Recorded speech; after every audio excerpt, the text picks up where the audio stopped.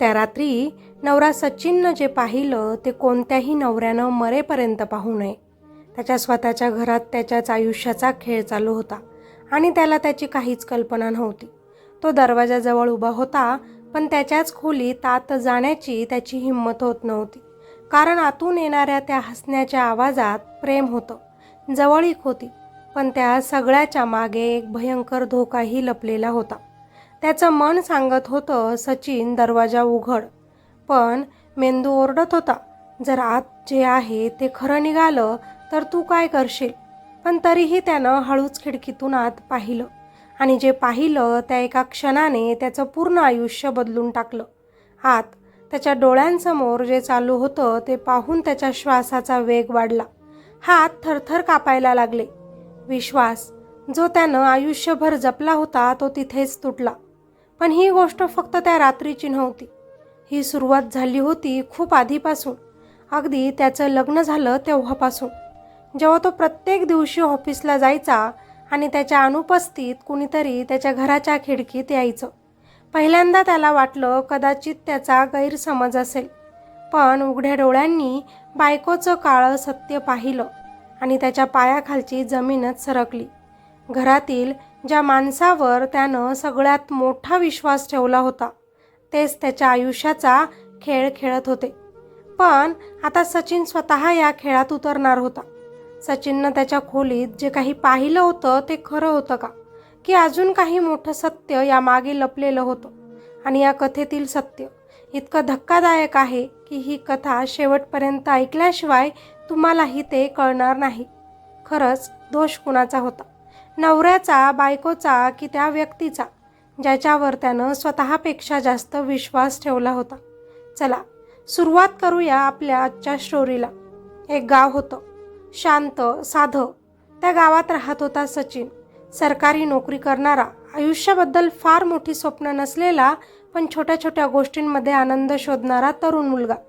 त्याचं आयुष्य अगदी सरळ रेषेसारखं होतं, ना फार चढ उतार ना काही वेगळं वळण. पण प्रत्येक सरळ रेषेत कधीतरी एक वळण येतच आणि सचिनच्या आयुष्यात ते वळण आलं बायको नेहाच्या रूपात. नेहा नाव जसं सुंदर तशीच ती दिसायलाही सुंदर. तिच्या चेहऱ्यावरचं स्मित इतकं गोड होतं की पहिल्याच भेटीत सचिन हरवून गेला. तिच्या डोळ्यात एक वेगळीच चमक होती, जणू काही ती प्रत्येकाला आपलंसं करून घेण्याची ताकद ठेवत होती. सचिनसाठी हे सगळं नवीन होतं. त्यानं कधीच कोणावर इतकं प्रेम केलं नव्हतं, पण नेहाला पाहताच त्याला वाटलं हीच ती मुलगी जिच्यासोबत मला आयुष्य घालवायचं आहे. लग्न ठरलं आणि सगळं अगदी पटकन पार पडलं. पण या सगळ्या प्रवासात एक माणूस सचिनच्या कायम सोबत होता, सचिनचा जिवलग मित्र गणेश. गणेश आणि सचिन लहानपणापासूनच एकत्र वाढलेले. दोघांचं नातं इतकं घट्ट होतं की लोक म्हणायचे हे दोघं कधी वेगळे होऊच शकत नाहीत. मुलगी बघायला जाणं असो, लग्नाची तयारी असो की अगदी नेहाला घरी आणण्याचा क्षण असो, प्रत्येक ठिकाणी गणेश सोबत होता. आणि कदाचित याच ठिकाणी एक गोष्ट न कळत सुरू झाली होती. गणेश नेहाशी खूप मोकळेपणाने बोलत होता. तो तिच्यासोबत हसत होता, विनोद करत होता आणि नेहाही त्याच्यासोबत खूप कम्फर्टेबल दिसत होती. काही वेळा तर असं वाटायचं की नेहा नवरा सचिनपेक्षा गणेशसोबत जास्त हसते. पण सचिननं कधीच त्यावर विचार केला नाही, कारण त्याच्यासाठी गणेश म्हणजे विश्वास आणि नेहा म्हणजे प्रेम. आणि जिथे विश्वास आणि प्रेम दोन्हीही असतं तिथे शंकेला जागाच नसते. सचिनचे लग्नानंतरचे काही दिवस खूप छान गेले. घरात हसू होतं, आनंद होता. नेहाच्या येण्यानं घर जिवंत झालं होतं. सचिन ऑफिसमधून थकून यायचा आणि नेहा त्याच्यासाठी चहा घेऊन उभी असायची. त्या छोट्या छोट्या क्षणांमध्ये त्याला आयुष्याचं खरं सुख मिळत होतं. पण हळूहळू काहीतरी बदलायला लागलं. नेहाचं वागणं बदलत होतं. ती जास्त वेळ घराबाहेर राहू लागली होती. नवीन नवीन कारणं, नवीन नवीन बहाणे. आज मैत्रिणीचा वाढदिवस आहे, आज शॉपिंग आहे, आज इंटरव्ह्यू आहे. सचिन सुरुवातीला काहीच बोलला नाही, कारण त्याला वाटलं ती नवीन आहे, तिचं आयुष्य आहे, तिला वेळ लागेल इथं रमायला. पण काही गोष्टी अशा असतात ज्या मनाला शांत बसू देत नाहीत. रात्री उशिरा येणारे फोन, हळू आवाजात होणाऱ्या कुजबुजी आणि सचिन उठला की लगेच कॉल कट करणं, हे सगळं आता त्याच्या लक्षात येऊ लागलं होतं. एकदा त्याने विचारलं, कुणाचा फोन होता? नेहा सहज म्हणाली, नवीन ऑफिसचं काम आहे. उत्तर साधं होतं, पण त्यातली नजर टाळणं साधं नव्हतं. त्या दिवसापासून सचिनच्या मनात शंकेचं एक छोटंसं बी पेरलं गेलं आणि शंकेचं बी एकदा पेरलं की ते हळूहळू वाढतंच. एके रात्री घड्याळात 12 वाजले होते. सगळं घर शांत होतं. नेहा झोपलेली होती. सचिनही डोळे मिटून पडला होता, पण त्याला झोप लागत नव्हती. अचानक फोन वाजला.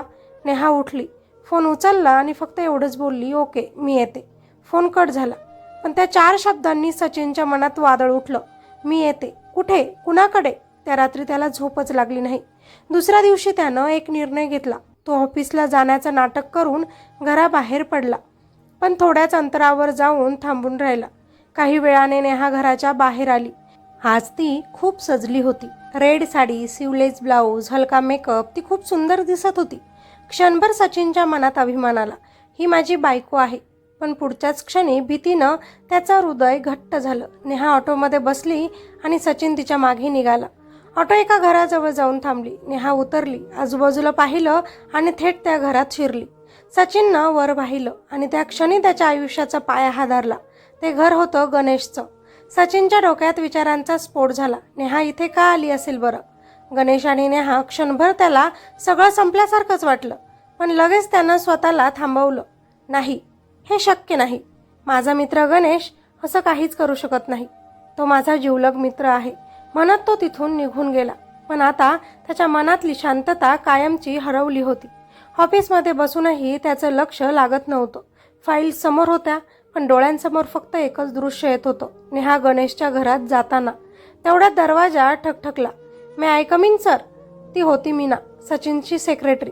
शांत, समजूतदार आणि नेहमी आपल्या कामात मग्न राहणारी. सर, तुम्ही ठीक आहात ना? ती हलक्या आवाजात विचारते. सचिन काही क्षण शांत राहतो. तो स्वतःशीच लढत होता. सांगावं का न सांगावं? पण शेवटी त्यानं एक निर्णय घेतला, जो त्याचं आयुष्य कायमचं बदलणार होता. मीना, तू माझी मदत करशील का? तो हळू आवाजात म्हणाला. मीना थोडी आश्चर्यचकित झाली, पण लगेच म्हणाली, हो सर, नक्की करेन. सचिननं तिच्याकडे पाहिलं. त्याच्या डोळ्यात भीती होती, वेदना होती आणि उत्तरांची तडफड होती. माझ्या बायकोवर मला संशय आहे. हे शब्द बोलताना त्याचा आवाज थरथरत होता. मीना काही क्षण शांत राहिली आणि मग गंभीर आवाजात म्हणाली, सर, तुम्ही काळजी करू नका. मी सगळं सत्य तुमच्यासमोर आणते. त्या क्षणी एक खेळ सुरू झाला होता. विश्वास, संशय आणि विश्वासघात यांचा. त्या दिवसानंतर सचिनच्या आयुष्यात सगळं काही बदलायला लागलं. बाहेरून तो आधी सारखाच दिसत होता, पण आतून तो पूर्णपणे तुटायला लागला होता. प्रत्येक क्षणाला त्याच्या डोक्यात एकच विचार फिरत होता, नेहा आणि मित्र गणेश. खरंच काही आहे का दोघांमध्ये, की मीच जास्त विचार करतोय? पण मन काही ऐकायला तयार नव्हतं, कारण डोळ्यांनी जे पाहिलं होतं ते विसरणं इतकं सोपं नव्हतं. ऑफिसमध्ये बसलेला सचिन फाईल्सकडे बघत होता, पण त्याच्या डोळ्यांसमोर सतत एकच दृश्य येत होतं. नेहा गणेशच्या घरात शिरताना, तिच्या चेहऱ्यावरची ती घाई आणि आजूबाजूला बघून आत जाण्याची ती सावध हालचाल. हे सगळं काहीतरी वेगळंच सांगत होतं. तेवढ्यात मीना पुन्हा त्याच्या कॅबिनमध्ये आली. तिच्या नजरेत एक वेगळीच गंभीरता होती. जणू काही तिलाही जाणवलं होतं की ही गोष्ट साधी नाही. सर, मी थोडी माहिती काढली आहे, ती हळू आवाजात म्हणाली. सचिनचा श्वास थांबला. काय माहिती? त्यानं घाईघाईने विचारलं.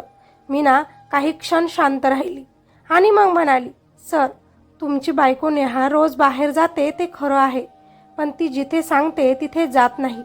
सचिनच्या हातातला पेन खाली पडला. म्हणजे? तो थरथरत्या आवाजात म्हणाला. म्हणजे ती खोटं बोलते? मीना मान हलवते आणि पुढे म्हणते, आणि सर, ती अनेक वेळा एका ठिकाणी जाते, ते म्हणजे गणेश सरांचं घर. हे ऐकताच सचिनच्या छातीत काहीतरी तुटल्यासारखं झालं, पण अजूनही त्याचा विश्वास तुटायला तयार नव्हता. नाही, कदाचित काही काम असेल, कदाचित गणेशनं मला सांगितलं नसेल. तो स्वतःलाच समजावत होता, पण मनाच्या आत कुठेतरी त्याला सत्य दिसायला लागलं होतं. त्या दिवशी संध्याकाळी सचिन घरी आला. नेहा किचनमध्ये होती. ती अगदी नेहमीसारखी वागत होती, जणू काहीच झालं नव्हतं. काय झालं? आज खूप शांत दिसताय, ती हसत विचारते. सचिन तिच्याकडे बघतो आणि काही क्षण काहीच बोलत नाही. त्याला तिच्या डोळ्यात उत्तरं शोधायची होती, पण तिथे फक्त अभिनय दिसत होता. काही नाही, ऑफिसचा थोडा ताण आहे, तो उत्तर देतो, पण त्याचा आवाज त्याला साथ देत नव्हता. त्या रात्री सचिन मुद्दाम झोपेचं नाटक करतो आणि काही वेळाने पुन्हा तोच फोन वाजतो. नेहा हळूच उठते आणि पुन्हा हळू आवाजात बोलायला लागते. आज नाही येऊ शकत, तो आहे घरी, ती कुजबुजते. पण यावेळी सचिननं सगळं ऐकलं होतं. त्याच्या हाताची मूठ घट्ट झाली, डोळ्यांत राग आणि वेदना दोन्हीही जमा झाले. म्हणजे खरंच काहीतरी चालू आहे. दुसऱ्या दिवशी सकाळी तो पुन्हा ऑफिसला निघतो, पण यावेळी तो थांबत नाही. तो थेट मीनाकडे जातो. मीना, मला सगळं सत्य जाणून घ्यायचं आहे, कोणत्याही किमतीत, तो ठाम आवाजात म्हणतो. मीना मान हलवते आणि म्हणते, सर मला थोडासा वेळ द्या, मी सगळं क्लिअर करून आणते. त्यानंतर काही दिवस मीना शांतपणे नेहावर लक्ष ठेवू लागते. ती तिचा पाठलाग करते, तिचे फोन रेकॉर्ड्स तपासते, तिच्या रोजच्या हालचाली पाहते आणि प्रत्येक दिवसासोबत एक नवीन गोष्ट समोर येत जाते. एक दिवस मीना परत येते. तिच्या चेहऱ्यावर आता खात्री होती. सर आता मला पूर्णपणे खात्री आहे, ती म्हणते. सचिनचा श्वास पुन्हा अडकतो. काय? सांग लवकर, तो अधीर होऊन विचारतो. सर, नेहा आणि गणेश यांच्यात काहीतरी आहे आणि ते फक्त मैत्री नाही. हे ऐकून सचिन काही क्षण पूर्णपणे शांत होता. जणू त्याच्या आतलं सगळं काही संपलं होतं. पण अजूनही त्याला स्वतःच्या डोळ्यांनी सत्य पाहायचं होतं. मला पुरावा हवा आहे, तो हळू पण ठाम आवाजात म्हणतो. मीना त्याच्याकडे पाहते आणि म्हणते, सर आज रात्री तुम्हाला सगळं स्वतःच्या डोळ्यांनी दिसेल. त्या एका वाक्यानं सचिनच्या आयुष्याचा पुढचा अध्याय ठरला होता. त्या रात्री काय होणार होतं याची कल्पना त्याला नव्हती, पण एक गोष्ट नक्की होती, त्या रात्रीनंतर त्याचं आयुष्य कधीच पूर्वीसारखं राहणार नव्हतं आणि कदाचित त्या रात्री त्याचा विश्वास कायमचा मरणार होता. वेळ जसा जसा पुढे जात होता तसतसं त्याच्या छातीत धडधड वाढत होती. घड्याळाचे काटे जणू मुद्दामच हळू चालत होते आणि प्रत्येक सेकंद त्याला आतून तोडत होता. रात्रीचे 11:30 वाजले. मीना त्याला मेसेज करते, सर तयार रहा, आज सगळं सत्य कळेल. तो काहीच उत्तर देत नाही, फक्त मोबाईल घट्ट पकडून बसतो. त्याच्या मनात हजारो प्रश्न, हजारो भीती आणि एकच आशा, कदाचित मीच चुकीचा असेल, कदाचित तसे काहीच नसेल. पण मनाला माहिती असतं, जे डोळे मान्य करायला तयार नसतात. रात्री 12 वाजतात. नेहा नेहमीसारखीच वागते, पण तिच्या हालचालींमध्ये एक घाई असते. ती फोन बघते, मेसेज वाचते आणि मग हळूच उठते. कपाट उघडते आणि पुन्हा एकदा स्वतःला सजवते. हलका परफ्यूम, केस मोकळे आणि चेहऱ्यावर तीच ओळखीची स्मित, जी आता सचिनला खोटी वाटायला लागली होती. सचिन डोळे मिटून पडलेला असतो, पण त्याच्या कानांनी सगळं ऐकलं होतं. ती हळूच दरवाजा उघडते आणि बाहेर निघून जाते. काही सेकंद शांतता आणि मग सचिन उठतो. त्याचे हात थरथरत असतात, पण डोळ्यांत आता भीतीपेक्षा राग जास्त असतो. तो लगेच बाहेर पडतो आणि मीना आधीच गेटजवळ उभी असते. सर चला, ती हळू आवाजात म्हणते. दोघंही एक शब्दही न बोलता त्या दिशेनं निघतात, जिथे आज सत्य त्यांची वाट पाहत होतं. रस्ते शांत होते. रात्रीचा अंधार जणू काहीतरी लपवत होता. काही वेळातच ते गणेशच्या घराजवळ पोहोचतात. लाईट चालू होता, पडदे अर्धवट लागले होते आणि आतून हलकासा आवाज येत होता. सचिनच्या पायांना जणू वजन आलं होतं. पुढे जायचं धाडस होत नव्हतं, पण मीना त्याच्या खांद्यावर हात ठेवते. सर, आज थांबलात तर आयुष्यभर पश्चाताप होईल. सचिन हळूच पुढे सरकतो. घराच्या बाजूला एक खिडकी असते. पडदा थोडासा उघडा असतो, त्यातून आतलं दिसत होतं. सचिनचा श्वास अडकतो आणि तो आत डोकावतो आणि त्या क्षणी त्याचं सगळं संपतं. आत नेहा होती आणि तिच्यासमोर गणेश. दोघंही खूप जवळ उभे होते, इतके जवळ जितके दोन अनोळखी कधीच उभे राहत नाहीत. नेहा हसत होती, अगदी तसंच जसं ती सचिन समोर हसायची, पण आज त्या हसण्यात प्रेम नव्हतं, ते काहीतरी वेगळंच होतं. गणेश तिच्या केसांवरून हात फिरवत होता आणि नेहा त्याच्या खांद्यावर डोकं ठेवून उभी होती. सचिनच्या डोळ्यात पाणी आलं, पण त्याने आवाज केला नाही, कारण त्यानं आवाज केला असता तर कदाचित त्याचं हृदय तिथेच फुटलं असतं. आता किती दिवस असं लपून भेटायचं? नेहा हळू आवाजात म्हणते. जास्त नाही, अजून थोडे दिवस, मग आपण कायमचे एकत्र राहू, गणेश उत्तर देतो. हे ऐकताच सचिनच्या आत काहीतरी जळून खाक होतं. तो काहीच करू शकत नाही. तो खूप सरळ आहे आणि सरळ माणसांना फसवणं खूप सोपं असतं. हे शब्द ऐकून सचिनचा श्वास थांबतो. ज्याला तो भाऊ मानत होता तोच आज त्याची थट्टा करत होता. आणि जी बायको त्याने जीवापाड प्रेम करून मिळवली होती, तीच आज दुसऱ्याच्या मिठीत तिथं उभी होती. सचिनच्या डोळ्यांसमोर त्याचं सगळं आयुष्य फिरायला लागलं. लग्नाचा तो दिवस, नेहाचं ते हसणं, गणेशसोबतचे क्षण, सगळं काही. आणि त्या सगळ्यावर आज एकच शिक्का बसतोय, तो म्हणजे धोका. त्याच्या हाताची मूठ घट्ट होते, श्वास जड होतो आणि डोळ्यांत आता फक्त एकच भावना उरते, राग. तो अचानक मागे सरकतो. मीना त्याच्याकडे बघते. तिच्या डोळ्यांत काळजी असते. सर. पण सचिन काहीच बोलत नाही. त्याच्या डोळ्यांतलं पाणी आता सुकलं होतं आणि त्याच्या जागी एक थंड शांतता आली होती, जी खूपच धोकादायक असते. तो फक्त एवढंच म्हणतो, आता खेळ इथेच संपला. त्या रात्री सचिननं एक निर्णय घेतला, जो फक्त त्याचंच आयुष्य नाही तर नेहा आणि गणेशचं आयुष्यही कायमचं बदलणार होता. त्या रात्रीनंतर सचिन बदलला होता. बाहेरून तो पूर्वीसारखाच शांत, साधा आणि सरळ दिसत होता, पण आतून तो पूर्णपणे वेगळा झाला होता. जिथे आधी प्रेम होतं तिथे आता वेदना होती.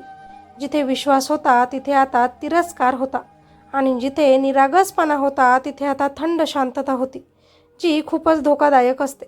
कारण शांत माणूस जेव्हा तुटतो तेव्हा तो आवाज करत नाही, पण सगळं काही उद्ध्वस्त करून टाकतो.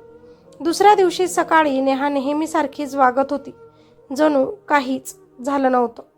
ती किचनमध्ये होती, चहा बनवत होती आणि हसतच सचिनला म्हणाली, उठा, उशीर होतोय ऑफिसला जायला. तिच्या त्या साध्या आवाजात इतकी खोटेपणा होता की सचिनच्यात पुन्हा एकदा राग उसळला. पण त्यानं स्वतःला सावरलं, कारण आता त्याला भावना दाखवायच्या नव्हत्या, खेळ खेळायचा होता.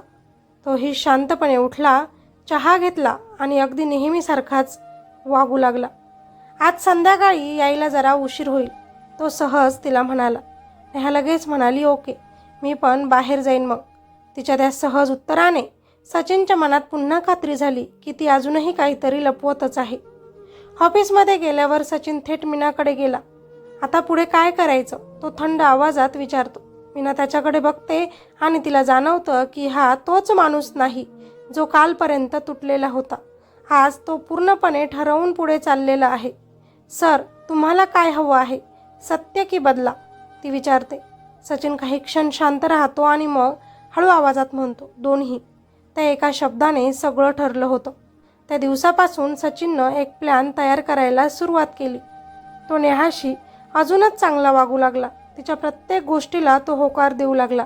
तिच्यावर अजून जास्त तो विश्वास दाखवू लागला आणि नेहा हळूहळू पूर्णपणे निश्चित झाली. तिला वाटायला लागलं की सचिनला आमच्याबद्दल काहीच माहिती नाही. दुसरीकडे मीना शांतपणे सगळं रेकॉर्ड करत होती. नेहा कुठे जाते, नेहा कोणाला भेटते, किती वेळ थांबते, सगळं काही. आणि प्रत्येक दिवसासोबत पुरावे जमा होत होते, फोटो, कॉल रेकॉर्ड्स, मेसेजेस आणि अगदी काही व्हिडिओजसुद्धा.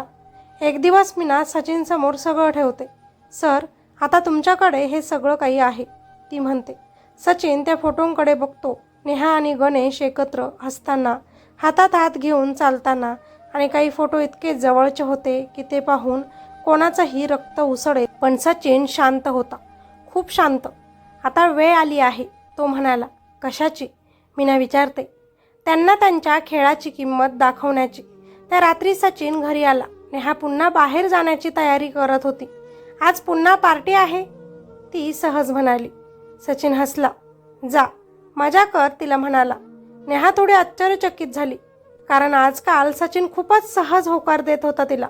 पण तिला तेच हवं होतं, त्यामुळे ती काही न विचारता तिथून निघून गेली.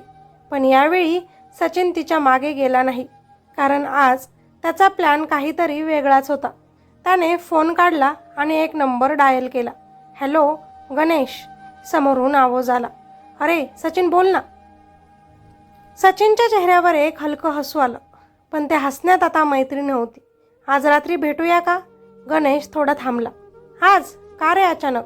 बस, खूप दिवस झाले, मित्राला भेटायचं आहे. गणेश काही क्षण शांत राहिला आणि मग म्हणाला, ओके, भेटू ना. फोन कट झाला. सचिननं घड्याळाकडे पाहिलं आणि हळूच म्हणाला, आज सगळं काही संपेल. त्या रात्री 2 खेळ सुरू होते. एक नेहा आणि गणेशचा आणि दुसरा नवरा सचिनचा.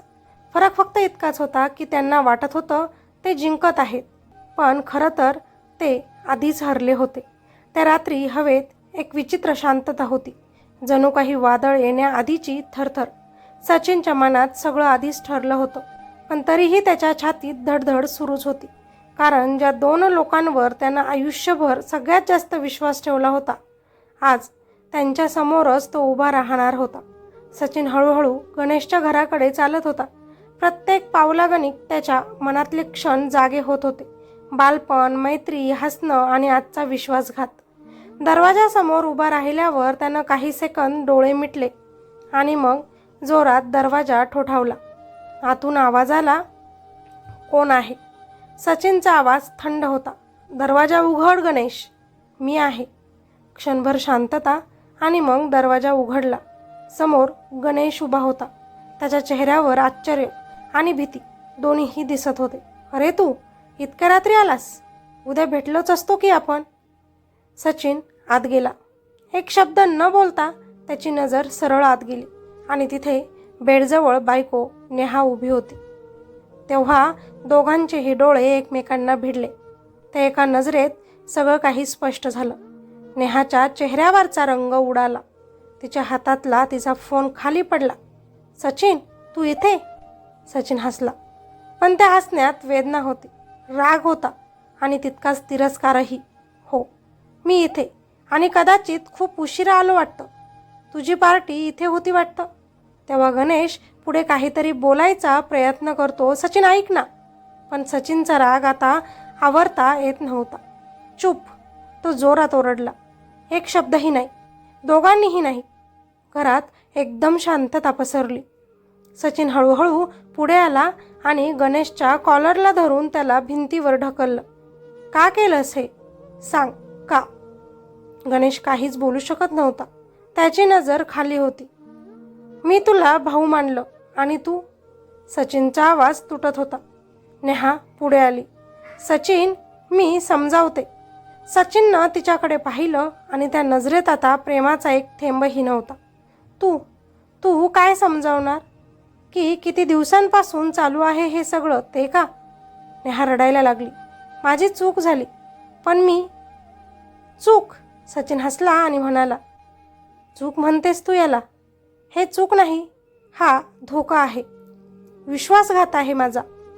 तो काही क्षण शांत झाला आणि मग हळू आवाजात म्हणाला, आणि सगळ्यात वाईट म्हणजे मी दोघांवरही डोळे लावून विश्वास ठेवला. त्या शब्दांमध्ये इतकी वेदना होती की काही क्षण सगळेच शांत झाले. सचिननं हळूच हात सोडला आणि मागे सरकला. बस आता, झालं, सगळं संपलं. तो दरवाजाकडे वळला. नेहा धावतच त्याच्या मागे आली. सचिन, प्लीज मला एक तरी संधी दे. सचिन थांबला, पण आता मागे वळला नाही. संधी? तो शांतपणे म्हणाला. संधी त्यांनाच देतात जे चुकतात. तू तर नातंच तोडलंस आपलं. तो हळूच मागे वळला आणि तिच्याकडे पाहतच म्हणाला, आजपासून तू माझ्यासाठी मेलेली आहेस. घरात पुन्हा पाऊल टाकू नकोस. घटस्फोटाचे कागद तुला याच घरात पाठवून देतो. रहा आता कायमचं इथेच. हे ऐकून नेहा कोसळली, पण सचिन थांबला नाही. तो सरळ घरी निघून गेला. दरवाजा उघडला, घरात शिरला आणि काही मिनिटातच नेहाचे सगळेच सामान एका बॅगेत भरलं. थोड्याच वेळात नेहा रडतच घरी आली. डोळ्यांत अश्रू, चेहऱ्यावर भीती. सचिननं तिची बॅग तिच्यासमोर फेकली. तुला सांगितलं होतं ना, इकडे पुन्हा येऊ नकोस. मग का आलीस? निघून जा आता माझ्या घरातून, तो रागाने बोलला. नेहा थरथरली. सचिन, प्लीज एकदा माफ कर, ती म्हणू लागली. निघून जा, तो जोरात ओरडला. त्या एका ओरडण्यात सगळंच संपलं. नेहा रडत रडत ती बॅग उचलते आणि हळूहळू दरवाजाकडे जाते. ती शेवटचं एकदा आता मागे वळून आपल्या नवऱ्याकडे बघते, पण सचिन तिच्याकडे बघतही नाही. दरवाजा बंद होतो आणि त्या आवाजासोबतच एक नातं कायमचं संपतं. घरात आता पूर्णपणे शांतता होती. सचिन हळूहळू खाली बसतो आणि इतके दिवस त्याचे साठलेले अश्रू आता बाहेर येतात. तो पहिल्यांदाच तुटून तुटून रडत होता, कारण आज त्यानं फक्त बायको गमावली नव्हती, त्यानं विश्वास देखील गमावला होता, त्याची मैत्री गमावली होती आणि कदाचित आज त्यानं स्वतःलाही गमावलं होतं. त्या रात्रीनंतर घरात एक विचित्र शांतता पसरली होती. जणू त्या भिंतींनाही सगळं समजलं होतं आणि त्यासुद्धा आता काही बोलायला तयार नव्हत्या. सचिन एकटाच त्या घरात बसलेला होता, जिथे कधी हसू होतं, गप्पा होत्या आणि प्रेम होतं. आज तिथे फक्त आठवणी होत्या आणि त्या आठवणीसुद्धा आता जखम बनल्या होत्या. पहिले काही दिवस सचिन पूर्णपणे तुटून गेला होता. तो ऑफिसला जायचा, काम करायचा, पण त्याच्या डोळ्यात जीव उरला नव्हता. रात्री घरी यायचा आणि तसाच शांत बसून राहायचा. ना टी व्ही, ना मोबाईल, ना कोणाशी बोलणं, फक्त एकटेपणा आणि मनात सतत फिरणारे प्रश्न. मी कमी पडलो का? मी तिला कमी प्रेम केलं का? की माझा विश्वासच माझी चूक होती? एक दिवस मीना त्याच्या केबिनमध्ये आली. तिनं काही क्षण त्याच्याकडे पाहिलं आणि मग हळू आवाजातच विचारलं, सर, अजूनही तसंच वाटतंय? सचिन हलकंसं हसला, पण त्या हसण्यात वेदना होती. काही गोष्टी विसरता येत नाहीत मीना, त्या फक्त मनात खोल जातात. मीना त्याच्यासमोर बसली. पण सर, सगळेच लोक तसे नसतात. कोणाच्या चुकीमुळे सगळ्यांवर विश्वास ठेवणं बंद करणं हेही चुकीचं आहे. सचिन काही बोलला नाही, पण तिचे शब्द त्याच्या मनात कुठेतरी बसले. दिवस पुढे जात होते आणि हळूहळू सचिन स्वतःला सावरायला लागला होता. तो पुन्हा कामात लक्ष द्यायला लागला, लोकांशी बोलायला लागला आणि या सगळ्यात एक गोष्ट कायम होती, ती म्हणजे मीना. ती नेहमी त्याच्यासोबत उभी राहिली, शांतपणे, कोणतीही अपेक्षा न ठेवता. ना तिने कधी त्याच्यावर दबाव टाकला, ना कधी काही विचारलं. ती फक्त त्याला समजूनच घेत होती.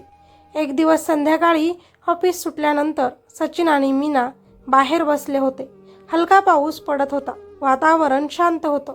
सर, एक प्रश्न विचारू? मीना सचिनला म्हणाली. विचार. जर तुम्हाला परत एकदा आयुष्य सुरू करण्याची संधी मिळाली तर तुम्ही पुन्हा विश्वास ठेवाल का? सचिन काही क्षण शांत राहिला, पावसाकडे बघत, आणि मग हळू आवाजात म्हणाला, भीती वाटते, पण हो, कदाचित ठेवेन. कारण विश्वास नसेल तर आयुष्यच राहणार नाही. मीना हलकंसं हसली आणि म्हणाली, मग सुरुवात करा. सचिन तिच्याकडे पाहतो. त्या नजरेत आता वेदना कमी होती आणि एक नवीन भावना होती, कदाचित विश्वासाची. काही दिवसांनी त्यांनी लग्नाचा निर्णय घेतला आणि लग्न देखील केलं. काहीच महिन्यांनी आता सचिनचं आयुष्य पूर्णपणे बदललं होतं. तो आता आधीसारखा राहिला नव्हता, पण तो तुटलेलाही नव्हता. त्यानं स्वतःला पुन्हा उभं केलं होतं. नेहा आणि गणेशचं काय झालं हे त्याने कधीच जाणून घेण्याचा प्रयत्नही केला नाही, कारण काही गोष्टी मागे सोडणंच चांगलं असतं. एक दिवस सचिन आणि मीना एकत्र बसले होते. सचिन हळू आवाजातच मीनाला म्हणाला, मीना, धन्यवाद. ती आश्चर्याने त्याला म्हणाली, कशासाठी? तेव्हा तो, माझं आयुष्य परत दिल्यासाठी, हसून म्हटला. मीना काहीच बोलली नाही, फक्त हसली आणि त्या हसण्यात एक नवीन सुरुवात लपलेली होती. कारण आयुष्य असंच असतं. काही लोक येतात, ते आपल्याला तोडून जातात, आणि काही लोक आपल्या आयुष्यात येतात आपल्याला पुन्हा उभं करायला. फरक फक्त एवढाच असतो, आपण कोणाला आपल्या आयुष्यात जागा देतो आणि कोणाला कायमचं आपल्या आयुष्यातून बाहेर काढतो. मित्र आणि मैत्रिणींनो, नवरा बायकोचं नातं फक्त प्रेमावर टिकत नाही, तर विश्वास, प्रामाणिकपणा आणि एकमेकांप्रती आदर यावरच टिकतं. या नात्यात जर खोटेपणा आला, लपवाछपवी सुरू झाली किंवा तिसऱ्या व्यक्तीला जागा मिळाली तर ते नातं हळूहळू आतून तुटायला लागतं आणि एक दिवस पूर्णपणे कोसळतं. म्हणून नातं जपायचं असेल तर सर्वात आधी प्रामाणिक राहणं गरजेचं आहे. मित्र हा आयुष्यातील खूप महत्त्वाचा भाग असतो, पण प्रत्येक मित्र खरा असतोच असं नाही. काही लोक जवळ येतात, आपला विश्वास जिंकतात आणि नंतर त्याच विश्वासाचा गैरफायदा घेतात. म्हणून मैत्री करताना अंधविश्वास करू नका, कारण खोटा मित्र हा उघड शत्रूपेक्षा जास्त धोकादायक असतो. आयुष्यात प्रेम करा, नाती जोडा, लोकांवर विश्वास ठेवा, पण स्वतःचा स्वाभिमान आणि स्वतःची किंमत कधीही विसरू नका. कारण एकदा विश्वास तुटला की तो पुन्हा जुळवता येतो, पण त्या नात्यातली खरी भावना परत येणं खूप कठीण असतं. आणि सगळ्यात महत्त्वाचं म्हणजे, जर कोणी तुमचा विश्वास तोडला, तुमच्यासोबत धोका केला, तर स्वतःला दोष देऊ नका.